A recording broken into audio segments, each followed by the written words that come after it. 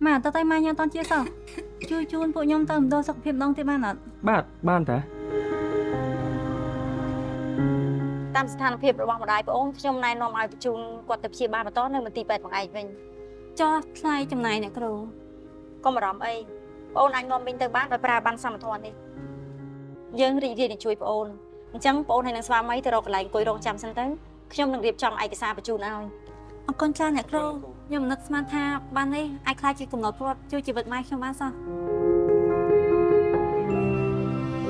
ញ្ចឹងប្អូនហើយនឹងស្វាមីទៅរកកន្លែងអង្គុយរងចាំសិនទៅ ê cái anh nè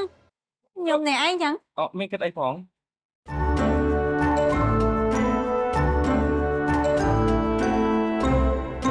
ខ្ញុំមិននឹកស្មានថាសង្គមជាមនុស្សល្អអញ្ចឹងទេណែគុំតបានគេនឹងបានសមត្ថភាពទេណាគុំអីម៉ែវាឯងមិនបានជាអញ្ចឹងទេ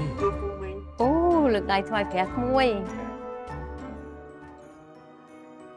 ហើយនៅអៀនគ្នាអីទៀតម៉ែឥឡូវបានធូរហើយកូនកូននាំគ្នាគិតគូរគ្នាទៅ